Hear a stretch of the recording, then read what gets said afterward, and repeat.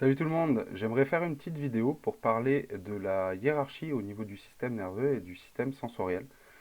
On parle souvent en fait de trois systèmes GPS que sont la vision, l'oreille interne et la proprioception. En fait, le système nerveux, ce qu'il faut comprendre, c'est qu'il est branché pour la survie. Comment il fait ça? Il fait une série d'analyses prédictives sur l'environnement interne et l'environnement externe. Donc en gros, il est tout le temps en évaluation, donc évaluation constante du corps et de l'environnement pour étalonner des signes de danger ou des signes de menace. Comment il fait ça? Il le fait de manière très simple à l'aide de trois outils principaux, trois grands systèmes GPS principaux qui nous permettent de nous orienter dans l'environnement, que sont le système visuel, le système proprioceptif et le système vestibulaire.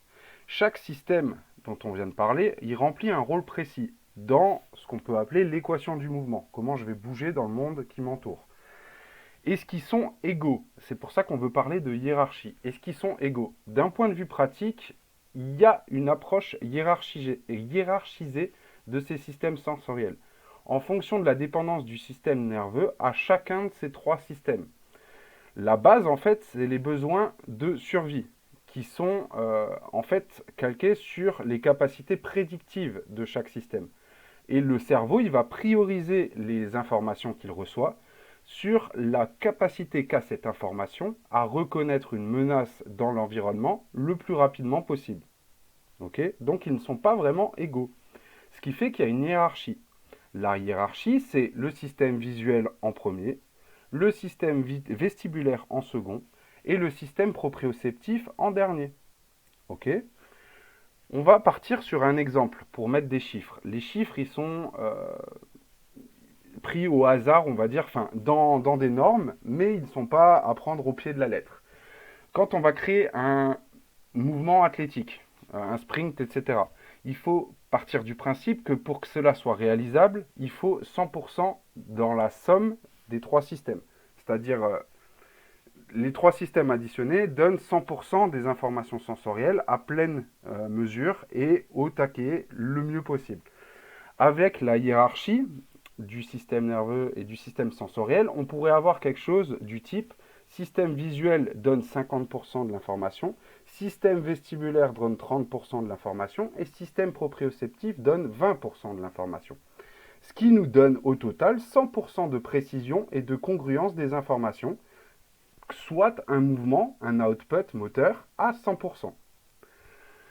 On va prendre l'exemple d'un athlète, un rugbyman, qui a un problème visuel, il a des lentilles, etc., donc un problème d'acuité visuelle, mais en plus de ça, il a un problème sur la vision périphérique et tout ce qui est convergence, par exemple, il va avoir un souci. Donc son système visuel n'est pas à 100%. À côté de ça, il a eu des traumatismes crâniens à répétition, même des petits, qui ont amené des petits désordres d'un point de vue vestibulaire. On va dire que sur le visuel, il a perdu 10%, donc il se situe à 40% sur les 50% du début, de la baseline. Sur le vestibulaire, ces petits traumas à répétition lui ont enlevé 15% de potentiel. Donc du coup, il va se situer à 15% par rapport aux 30% de départ. Et il a à côté de ça une blessure à l'épaule, une acromio, et des problèmes de dos à force d'être dans les rucks, par exemple. Ce qui lui enlève 10% de proprioceptif.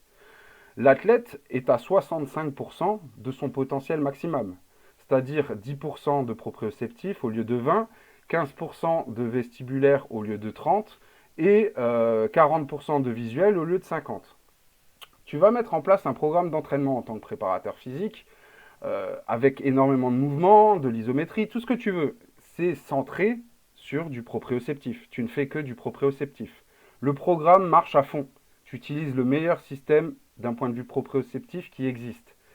La proprio revient à sa normalité, c'est-à-dire aux 50%. Le sportif, il va progresser en fait de 65 à 75% de son potentiel maximum. Et après, il est au taquet d'un point de vue proprioceptif. Il y a donc un intérêt de tester et d'entraîner les trois systèmes de contrôle du mouvement et de ne pas se limiter au système simplement proprioceptif. Il y a quelque chose qui est la concordance et la non-concordance sensorielle. En fait, on a parlé là de la hiérarchie. il y a une nécessité pour les systèmes sensoriels de donner les mêmes informations au cerveau tout le temps. C'est ce qu'on appelle l'intégration. Ok. Le cerveau, il va utiliser les GPS que sont le proprioceptif, le visuel et le vestibulaire de manière à gérer son espace, où c'est qu'il se trouve. Pour que ça fonctionne bien, il y a deux exigences principales. L'information de chaque GPS, elle doit être claire et compréhensible pour le cerveau, et le cerveau doit être capable d'intégrer correctement toutes les informations ensemble. Si on a un souci dans la fonction d'un des GPS, le cerveau va avoir des difficultés à intégrer les informations correctement.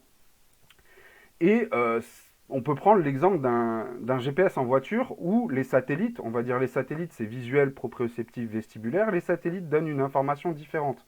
Bah, du coup, tu ne sais pas où tu vas. Et tu vas avoir, tu vas conduire plus lentement, tu vas regarder les panneaux, tu vas perdre du temps, tu vas te demander où tu es, etc., etc. Qu'est-ce que c'est la non-concordance sensorielle? La plus connue et celle que tu connais le plus, c'est certainement le mal des transports, où l'oreille interne et le visuel donnent deux informations différentes. Il y a une menace donc qui augmente, le cerveau il va initier des actions qui vont être la nausée, des vomissements ou des vertiges. Et l'idée de ces actions, de ces outputs de menaces, ça va être tout simplement de te faire changer de comportement et de t'indiquer qu'il y a quelque chose qui ne va pas bien.